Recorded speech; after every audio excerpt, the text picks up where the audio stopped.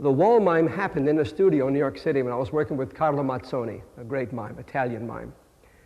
We were just playing one-on-one. I was doing a mime, he was doing a mime, and that's when I invented this illusion.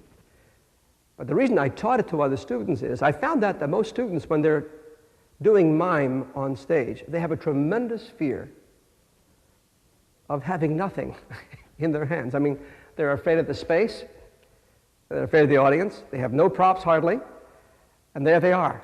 You know, they have to start moving. So I thought I would teach them authority.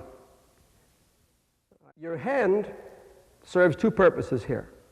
It's a hand when it's relaxed like this, when it's moving. It's a hand. It becomes also a wall at one point, so it shares two purposes. It's a hand and it's also a wall, so we call it the wall hand. Watch. This hand is relaxed, this hand is relaxed. I put my hand authoritatively onto a wall, and it becomes a wall hand, flat. Now, I did it rather hard. You don't have to do that hard. You can go very soft too. Now, the trick is to put the other hand, which is soft, on the same surface, and it becomes a wall hand. Only then do you move this hand, this wall hand, which becomes a hand again. You see it? It comes off as a hand. And you don't move that one, not until this becomes a wall hand again. Then you release this, it becomes a hand. And in sequence, you leave one hand on the wall and one hand moves. That's the secret, you see. Watch. If I did this, there's no illusion. There's no ghost image. But if I leave one hand there for the audience to look at, put this here, and then move this one, they still have a wall to look at. You see what I mean? It's like a ghost image, I said earlier.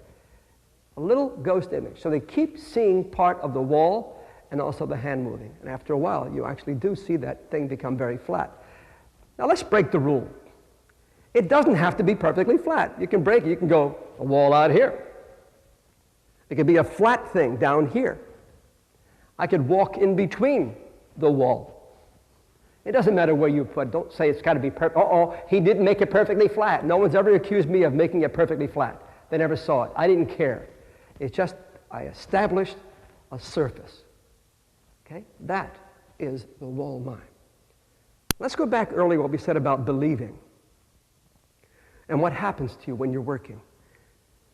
When you're doing a tug of war or when you're doing a wall, if you're really present on the stage, if you have a presence, if you're there and you're relaxed, you will feel personal feelings. You'll either feel afraid, a little sad, a little tired, angry. Whatever you do makes you feel something. Don't negate that. Include that in your performance. Many mimes try to hide their feelings and just do the character. And that's ridiculous because the audience comes to see you, not the illusion. So look at the wall. If I walk up to a surface, suddenly that's there. In real life, it would scare the heck out of me. I would feel a bit of stress. So this is to be feared. I don't mean fake fear. This is my own personal fear. I remember being claustrophobic. I know what it's like to be trapped inside of something. So it is a nightmare. So the moment you do this, your personal fear should be included in the sketch. And that makes you present to the audience. That's the secret of all these illusions. Not just a technique, it's what you're feeling. Okay? Now you have the technique of hand, wall hand, hand, wall hand. Leave one hand there while the other hand is moving. And then you can go all the way around into a square, or you can go into a jar. It doesn't matter. You go up to the jar and you can squeeze your face against the jar. It's a wonderful illusion. The wall mime.